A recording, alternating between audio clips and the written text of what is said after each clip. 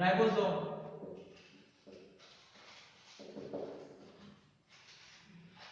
Ribosome का भी structure कुछ आपका एंडोप्लाज्मिक रेटिकुलम की तरह ही रहता है।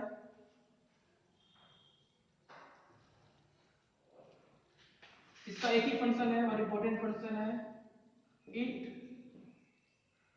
Helps in synthesis of protein. तो प्रोटीन का सिंथेसिस में दो सोलर न्यूक्लियस हेल्प करता है, एक है राइबोसोम और दूसरा क्या था, एंडोप्लाज्मिक रेटिकुलम। कौन सा endoplasmic reticulum? Rough endoplasmic reticulum. तो मतलब इसका भी सरफेस रफ होगा और इसमें क्या प्रेजेंट है, protein.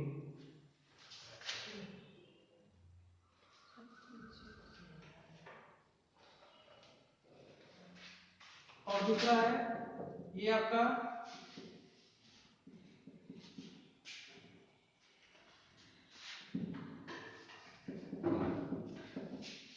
lipid is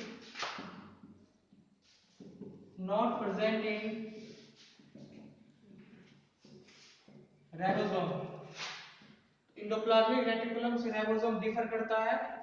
endoplasmic reticulum कौन सा पार्ट, स्मूथ एंडोप्लाज्मिक रेटिकुलम में क्या प्रेजेंट था, लिपिड प्रेजेंट था, और बट यहाँ पे लिपिड absent है।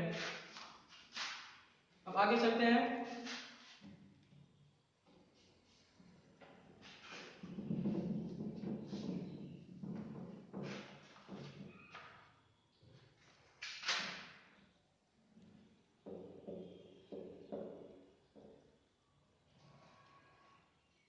लाइसोसोम। अब सेल का क्या हुआ, खाना भी बन गया माइटोकॉन्ड्रिया में, किचन हाउस ऑफ सेल करते हैं, सब कुछ हो गया। अब खाना एक्सक्रीट होने वाला है। एक्सक्रीट कौन करता है, लाइसोसोम करता है। सबसे मेन फंक्शन है इसका, इट हेल्प इन, सबसे पहला डाइजेशन में हेल्प करता है, डाइजेशन ऑफ फूड। दूसरा है it help in excretion of worn out cell. यहाँ पे वॉर्न क्या हुआ, वॉर्न मतलब हो गया वैसा सेल का part, worn out cell, cells part, वैसा पार्ट जो कोई काम का नहीं हो या जो अनडाइजेस्टेड हो, उसको बाहर निकालने में हेल्प करता है। इसीलिए लाइसोसोम का नाम है, it is known as suicidal bag of cell or autophagy और एपोप्टाइसिस। अब समझते हैं यहाँ पे क्या है। सबसे पहला क्या है, ये डाइजेशन में हेल्प करता है, खाना डाइजेस्ट हो गया, उसके बाद ये एक्सक्रीशन में हेल्प करता है, खाना डाइजेस्ट हो गया, जो अनडाइजेस्टेड फूड बच रहा है उसको बाहर निकालने में हेल्प करता है। और ये क्या करता है, इसका डायग्राम हम देखते हैं, डायग्राम समझते हैं यहाँ पे। जैसे ये सेल है, डाइजेस्ट हो गया, अभी अनडाइजेस्टेड फूड बाहर निकलना है। कैसे निकलता है, पहला प्रोसेस है, ये सेल के बाहर आ जाता है। अब लाइसोसोम यहाँ पे प्रेजेंट है, लाइसोसोम इसको पूरा अपने सेल के सेल मेम्ब्रेन के बाहर में भेज देता है। जैसे बाहर चले गया, लाइसोसोम इसको पहले सेल मेम्ब्रेन के बाहर करता है। अब क्या करेगा, सेल मेम्ब्रेन के बाहर कौन सा स्ट्रक्चर है, सेल वॉल। अब ये क्या करता है, सेल वॉल के बाहर भेजता है। सबसे पहले सेल मेम्ब्रेन में भेजता है, फिर सेल मेम्ब्रेन के बाद सेल वॉल पे, और जैसे सेल वॉल पे आता है ये अनडाइजेस्टेड फूड बाहर चले जाता है। उसी समय क्या होता है, इसको सुसाइडल बैग ऑफ सेल इसलिए कहते हैं क्योंकि जैसे ये अनडाइजेस्टेड सेल या अनडाइजेस्टेड फूड को मारता है और ये खुद भी मर जाता है। इंपॉर्टेंट फंक्शन है इसका, फिर समझते हैं कि अनडाइजेस्टेड फूड को पहले सेल मेम्ब्रेन के पास पहुंचाता है, फिर सेल मेम्ब्रेन से सेल वॉल के पास पहुंचाता है, और सेल वॉल से जैसे ही बाहर अनडाइजेस्टेड फूड आता है ये खुद भी मर जाता है। इसीलिए इसका नाम है सुसाइडल। सुसाइड मतलब खुद से आत्महत्या करना। आत्महत्या, तो ये खुद से मर जाता है। और दूसरा है ऑटोफेज। ऑटो मतलब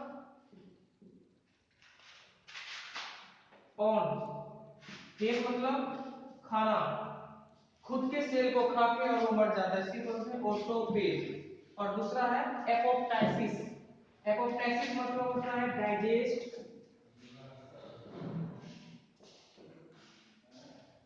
वर्न आउट से, हमने बोला है वर्न आउट। वर्न आउट मतलब अनडाइजेस्टेड फूड।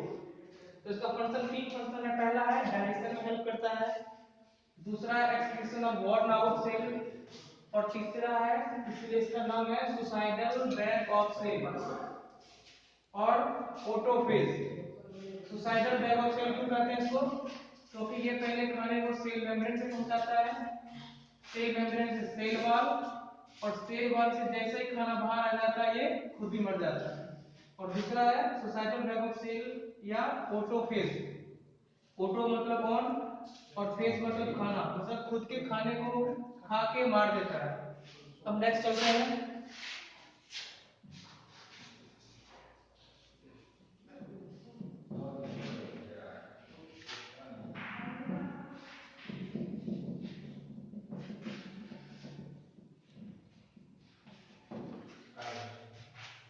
सबसे इंपॉर्टेंट और सबसे लास्ट है सेल ऑर्गेनेल न्यूक्लियस। इसका भी निकनेम देखते हैं, सबका निकनेम है, इसका भी है। It is known as brain of cell. और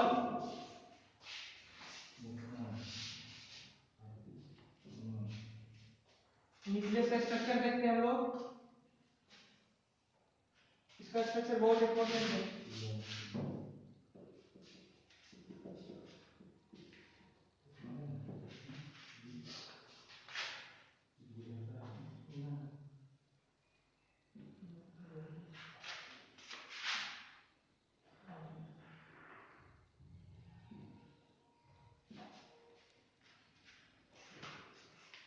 सबसे पहले देखते हैं आपका न्यूक्लियस का डायग्राम। अंदर में जो ये है पॉइंट लाइक स्ट्रक्चर, इसको कहते हैं न्यूक्लियोलस। इसको कहते हैं न्यूक्लियोलस। और ये जो स्पाइरल जैसा स्ट्रक्चर है इसका नाम है क्रोमोसोम। क्रोमोसोम। और ये जो है इसको कहते हैं न्यूक्लियर मेम्ब्रेन।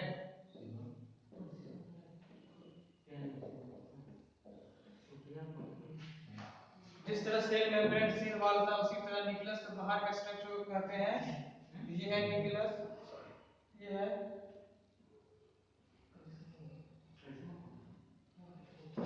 अंदर का जो स्ट्रक्चर है, ये पॉइंट जैसा स्ट्रक्चर इसको कहते हैं न्यूक्लियोलस। और ये स्पाइरल जैसा स्ट्रक्चर जो है इसको कहते हैं क्रोमोसोम्स। और ये जो है इसको कहते हैं न्यूक्लियोलस, न्यूक्लियस। और इसका बाहर का स्ट्रक्चर जो है, जो न्यूक्लियस को कवर करके रख रहा है, इसको न्यूक्लियर मेम्ब्रेन कहते हैं। जैसे सेल वॉल के अंदर क्या था, सेल मेम्ब्रेन, जो सारे सेल ऑर्गेनेल्स को कवर करके थे। अब इसका फंक्शन देखते हैं। सबसे पहले इंपॉर्टेंट फंक्शन है क्रोमोसोम्स प्रेजेंट है इसमें। Chromosomes is present in nucleus. Chromosomes का फंक्शन क्या है देखते हैं। It help in transfer of genetic material from parents to their offspring। Nucleus के अंदर हमारा क्या प्रेजेंट है, क्रोमोसोम्स। और क्रोमोसोम्स का फंक्शन होता है it helps in transfer of genetic material from parents to their offspring. अब यहां देखते हैं जेनेटिक मटेरियल मतलब क्या है।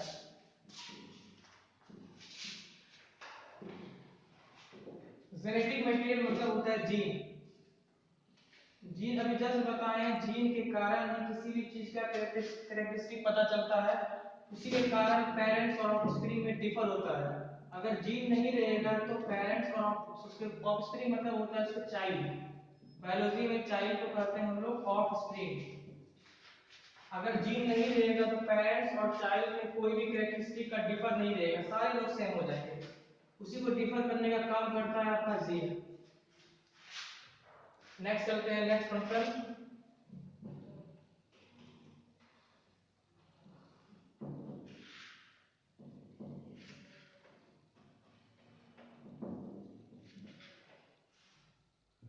ये क्रोमोसोम्स है, क्रोमोसोम में देखते हैं। Chromosomes is a thread like material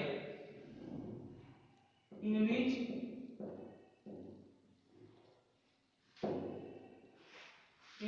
chromatid is present, in which chromatid is present। तो सबसे पहले आपका न्यूक्लियस, न्यूक्लियस में प्रेजेंट है क्रोमोसोम्स, और क्रोमोसोम्स के अंदर एक रॉड जैसा स्ट्रक्चर प्रेजेंट रहता है जिसका नाम है क्रोमेटिड। क्रोमोसोम्स का फंक्शन क्या है? Transfer of genetic material from parents to their offspring. उस क्रोमोसोम्स के अंदर ही प्रेजेंट है आपका क्रोमेटिड।